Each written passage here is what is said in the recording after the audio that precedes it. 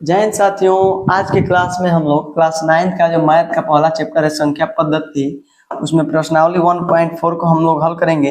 पीछे क्लास में हम लोग 1.1, 1.2 और 1.3 को हल कर चुके हैं। तो आइए आज 1.4 को हल करते हैं। सबसे पहले दिया है पहला सवाल कि नीचे दी गई संख्याओं में से कौन कौन परिमेय है और कौन कौन सी संख्या अपरिमेय है। तो देखिए, जब भी आप संख्याओं को पहचानना सीखेंगे तभी जब आप थोड़ा सा ध्यान देंगे। जैसे कोई भी संख्या होती है अपरिमेय और परिमेय, तो जब भी किसी परिमेय संख्या में हम लोग अपरिमेय को जोड़ते हैं तो जो योगफल आता है हमेशा अपरिमेय आता है। जब भी किसी परिमेय संख्या में आप अपरिमेय को जोड़ेंगे या घटाएंगे तो दोनों सिचुएशन में हमेशा जो मान आएगा अपरिमेय ही आएगा। उसी तरह से यदि किसी परिमेय संख्या में अपरिमेय से गुणा कर देंगे तब भी मान अपरिमेय आएगा, और यदि आप किसी परिमेय संख्या में अपरिमेय से भाग करते हैं तो अपरिमेय ही आएगा, और यदि अपरिमेय में परिमेय से भाग करते हैं तो भी जो मान आएगा वह अपरिमेय ही आएगा। तो इन सारी बातों को ध्यान में रखते हुए आइए हम सवालों को हल करते हैं। तो देखिए, सबसे पहले दिया है 2 माइनस √5। तब देखिए 2 यहाँ पे परिमेय संख्या है और √5 जो है अपरिमेय संख्या है। तो हमने अभी बताया परिमेय में से अपरिमेय को घटाएंगे तो क्या आएगा मान, तो हमेशा अपरिमेय आएगा। तो इस तरीके से ये जो संख्या हो जाएगी यहाँ अपरिमेय संख्या होगी। यहाँ कैसी संख्या होगी, अपरिमेय संख्या होगी।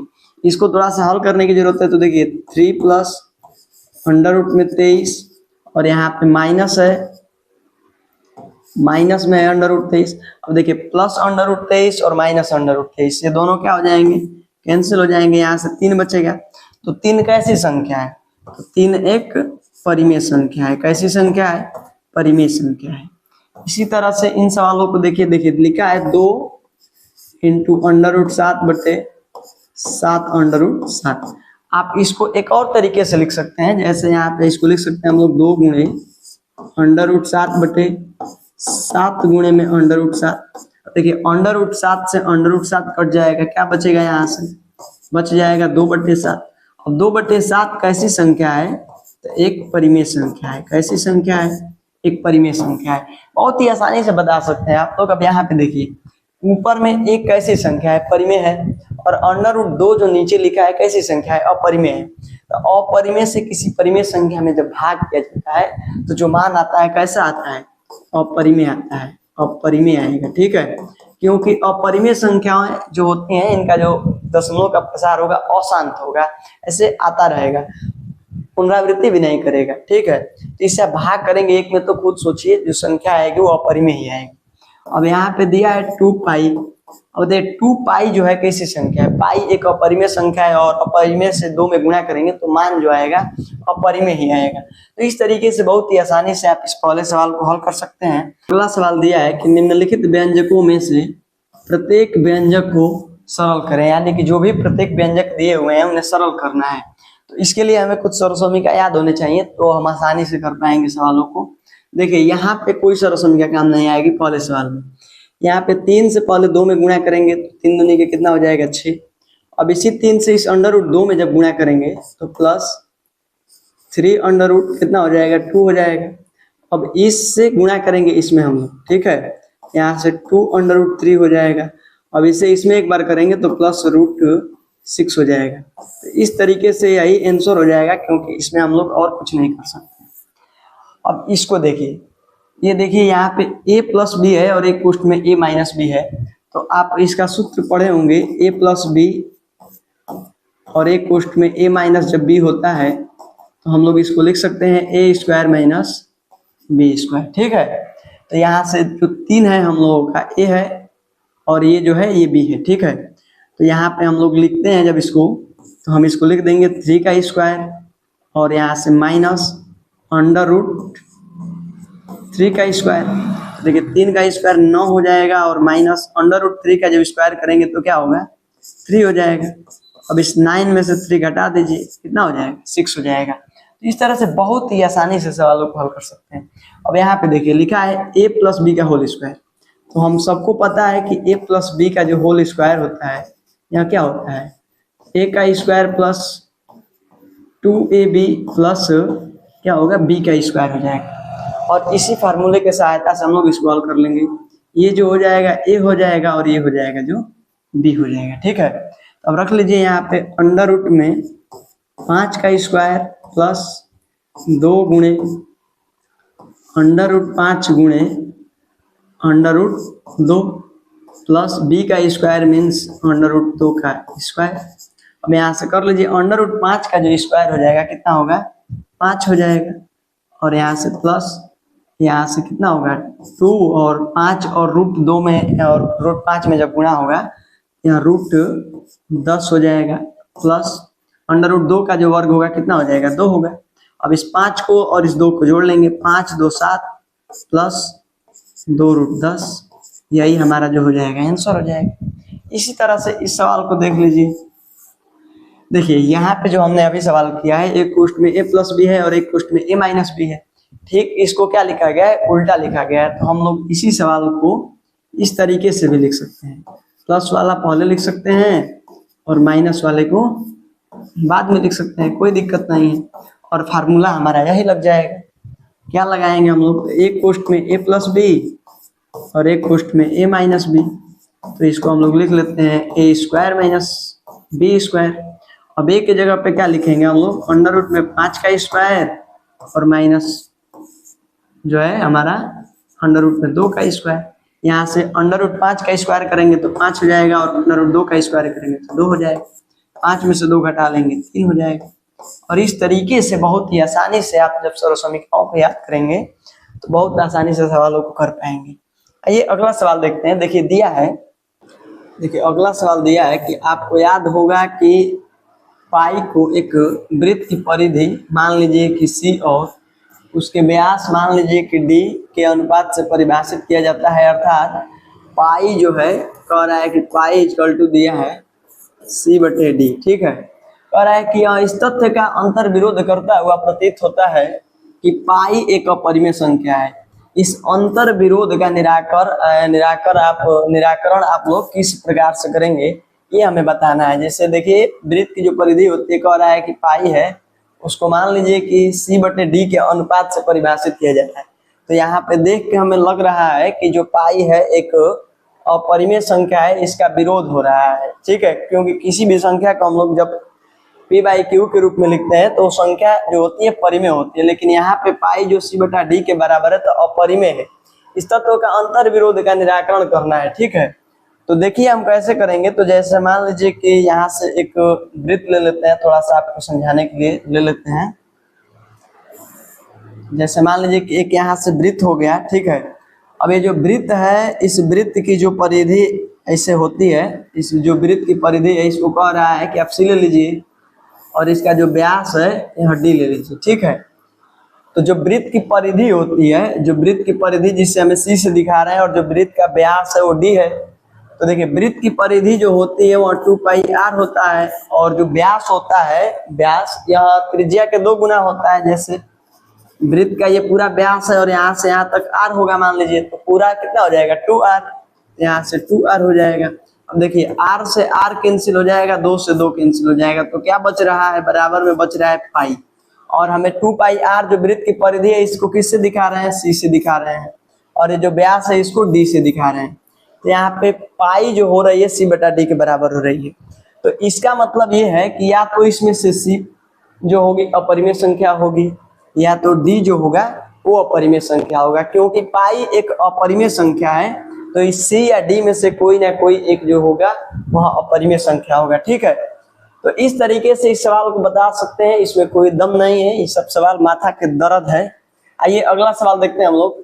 दिया है कि संख्या रेखा पर √9.3 को निरूपित करें। यानी कि संख्या रेखा पर हमें √9.3 को क्या करना है, निरूपित करना है, दिखाना है। तो आइए इसको थोड़ा सा हम आपको बेहतर तरीके से समझाने का प्रयास करते हैं और देखते हैं कि आप लोगों को चीजें समझ में आती हैं कि नहीं। देखिए सबसे पहले आप लोग क्या करेंगे, अपना जो है स्केल है उसको ले लेंगे और स्केल की सहायता सबसे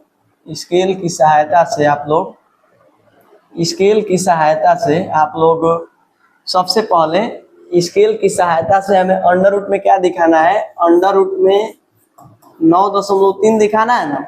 तो सबसे पहले आप अपने स्केल की सहायता से इस पे 9.3 ले लेंगे। देखिए यहाँ से आप आते जाइए और यहाँ 9 हो गया और यहाँ से 1 2 और 3, इस तरह से हम लोग 9.3 क्या कर लिए हैं, ले लिए हैं। अब यहाँ से क्या कर लीजिए, इसको पॉइंट आप ए बना लीजिए और यहाँ से पॉइंट हम लोग बी बना लेते हैं, ठीक है।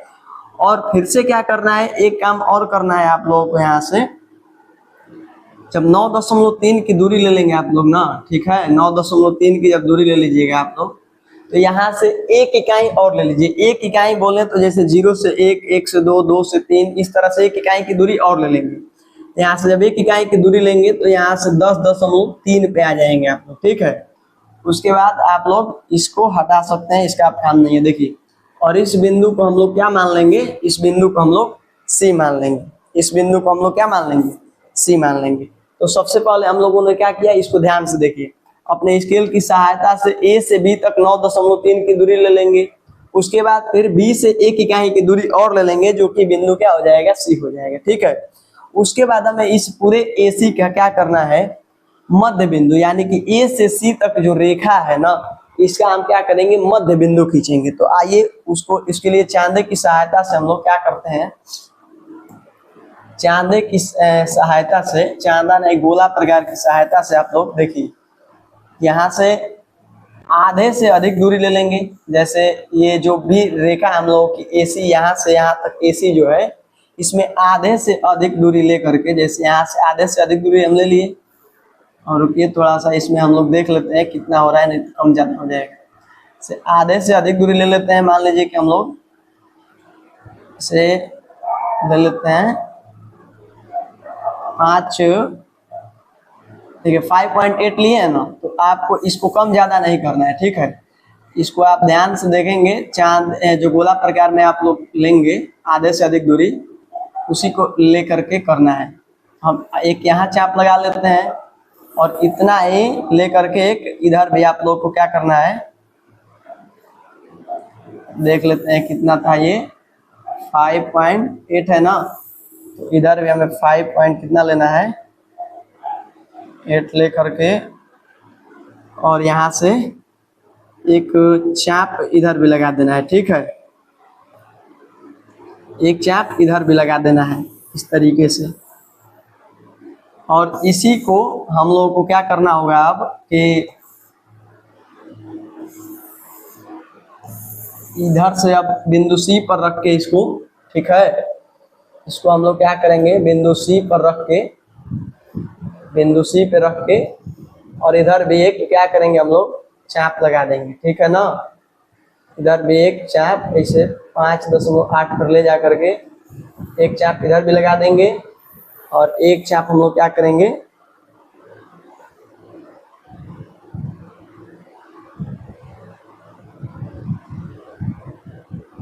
एक चाप हम लोग इधर भी लगा देंगे, ठीक है। ये थोड़ा सा गड़बड़ हो रहा है, इसको थोड़ा सा और हम लोग अच्छे तरीके से कर सकते हैं। ये थोड़ा सा नया नया बोर्ड है तो थोड़ा सा दिक्कत हो रही है। देखिए यहाँ से इसको थोड़ा सा और आगे ले आएंगे, ठीक है। और इसको हम लोग क्या करेंगे,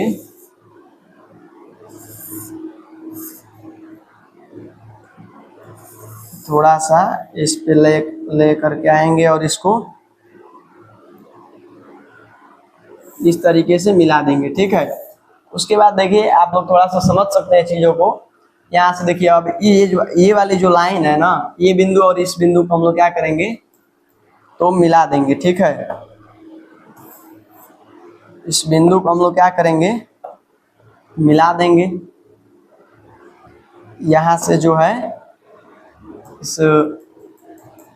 इसको हम लोग क्या करेंगे, यहाँ से लेकर के आएंगे, मिला देंगे। तो ये जो हम लोगों का बिंदु हो जाएगा, यहाँ इसका क्या हो जाएगा, मध्य बिंदु हो जाएगा। किसका, तो एसी का ये जो होगा यह मध्य बिंदु होगा, ठीक है। उसके बाद आपको क्या करना है, थोड़ा सा देखिए चीजों को समझेंगे आप लोग तो आसानी से इसको बना पाएंगे आप लोग।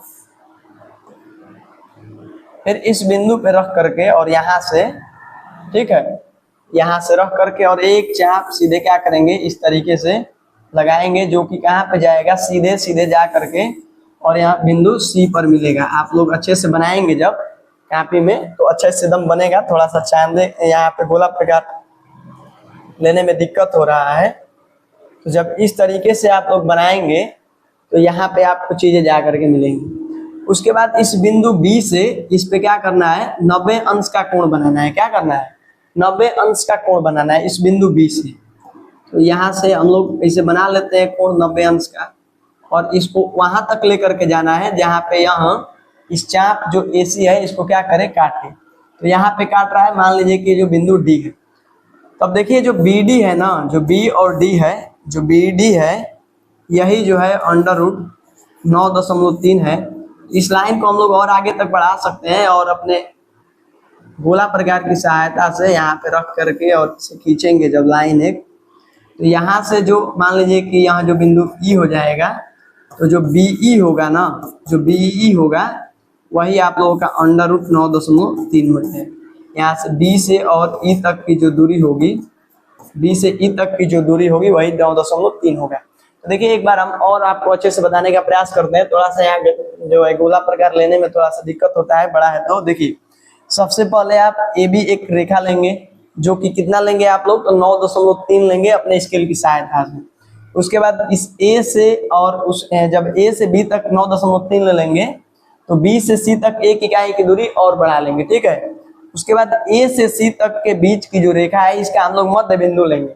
तो मध्य बिंदु लेने के लिए अपने गोले प्रकार की सहायता से AC से आधे से अधिक दूरी लेकर के इधर चाप लगाएंगे, फिर इधर से इधर लगाइएगा, और उसके बाद फिर रख के और इधर से काटेंगे और फिर इसको इधर से काटेंगे। उसके बाद इन दोनों को क्या करेंगे, इन दोनों बिंदुओं को जब मिलाएंगे एक सीधी रेखा में, तो इस AC को यहाँ जिस बिंदु पे काट रहा होगा, ठीक है, वही जो होगा इस AC का क्या कहलाएगा, मध्य बिंदु। जब मध्य बिंदु मिल जाए तो यहाँ पे गोला प्रकार रखना है और इधर से क्या करना है, इसे चाप लगा देना है, ठीक है। उसके बाद इस बिंदु B से हमें इस पे क्या करना है, इस बिंदु B पे 90 अंश का कोण बनाना है और इस रेखा को वहां तक लेकर के जाना है खींचते हुए, जहाँ यहाँ चाप AC को क्या करे, काटे, और जहां पे काटेगा वहां से और B की दूरी जो होगी वही √9.3 होगी। फिर आप लोग अपने गोला प्रकार के सहायता से यहाँ पे एक चाप लगा देंगे और यही जो बिंदु पे आएगा तो संख्या रेखा पे B और E, B से E तक की जो दूरी होगी वही √9.3 होगी। तो मुझे उम्मीद है कि आपको यह सवाल अच्छे से समझ में आया होगा।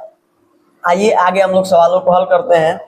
देखिए निम्नलिखित के हरों का प्रमेयीकरण कीजिए। हमें क्या करना है, हरों का प्रमेयीकरण करना है।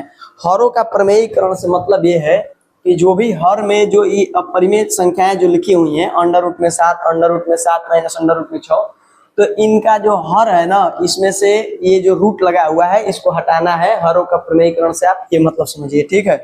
तो देखिए सबसे पहले सवाल क्या है, तो 1 में √7 है, ठीक है, 1/√7 है। तो यहाँ से आप लोग जो भी हर में रहता है, ये ऊपर वाला अंश नीचे वाला हर, तो हर में जो भी रहेगा ना उससे हम लोग ऊपर नीचे गुणा करते हैं, ठीक है। और कहीं कहीं ऐसा भी होगा कि जब माइनस में होगा तो हम इसका चिन्ह बदल करके गुणा करेंगे, ठीक है। तो देखिए अंश और हर में एक ही संख्या से गुणा करने पे उसके मान में कोई परिवर्तन नहीं होता है।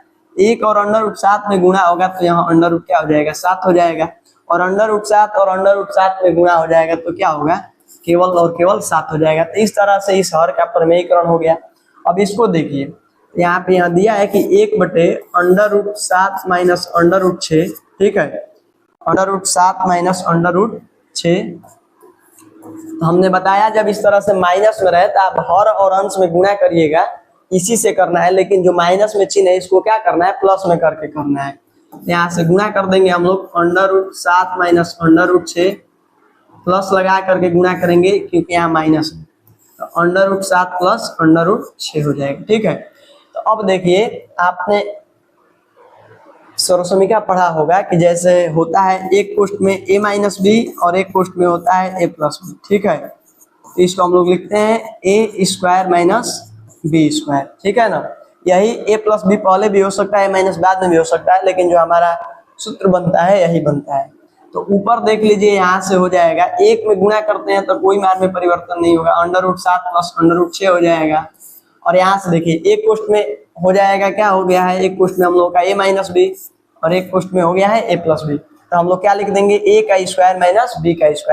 a का स्क्वायर बोले तो √7 का स्क्वायर कर लेंगे और माइनस √6 का स्क्वायर कर लेंगे। तो यहाँ से क्या मिलेगा हम लोगों को, तो ऊपर में हो जाएगा √7 प्लस √6 और नीचे √7 का जब स्क्वायर करेंगे हम लोग तो केवल 7 हो जाएगा और माइनस जब √6 का स्क्वायर करेंगे तो हो जाएगा 6। यहाँ से √7 प्लस √6 और 7 में 6 जाएगा तो 1 हो जाएगा। तो इस तरीके से यही हमारा जो होगा आंसर हो जाएगा। आइए अगला सवाल देखते हैं। दिया है इसमें भी वही सवाल है, इसमें 2 सवाल और हैं, 4 सवाल था इसमें। तो देखिए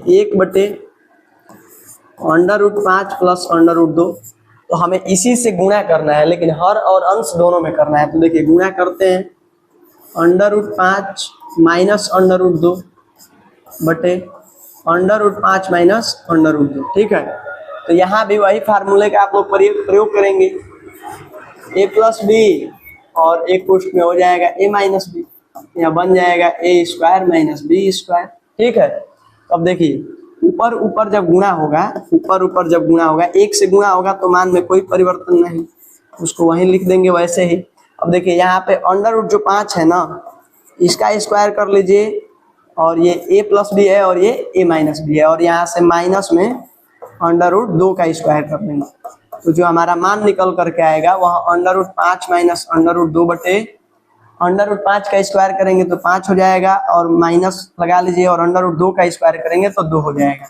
तो जो हमारा मान निकल करके आएगा √5 माइनस √2 बटे 5 में से 2 जाएगा 3 हो जाएगा। इस तरीके से यही जो होगा आंसर हो जाएगा। आइए इसको देखते हैं, ये भी जो है 1/√7 माइनस 2, तो इसमें भी हम लोग गुणा कर लेंगे। √ में 7 प्लस 2 लिख लीजिए और यहाँ से √ में 7 प्लस 2 लिख लीजिए। ठीक है, तो ऊपर जब गुणा करते हैं हम लोग, ठीक है ना, और जब ऊपर गुणा करेंगे तो √7 प्लस 2 रह जाएगा और नीचे देख लीजिए a माइनस बी है और एक पुष्ट में a प्लस बी है, तो यहाँ से √7 का स्क्वायर कर लेंगे और -2 का स्क्वायर कर लेंगे। तो ऊपर में हो जाएगा √7 प्लस 2 और बटे में हो जाएगा √7 का जब वर्ग करेंगे तो 7 हो जाएगा और -2 का वर्ग 4 हो जाएगा। √7 प्लस 2 और बटे में 7 में से 4 घटाएंगे तो कितना हो जाएगा, 3 हो जाएगा। तो इस तरीके से आप लोग इस प्रश्नावली को बहुत ही अच्छे तरीके से हल कर सकते हैं। चलिए मिलते हैं अगले क्लास में, तब तक आप स्वस्थ रहिए, मस्त रहिए। जय हिंद।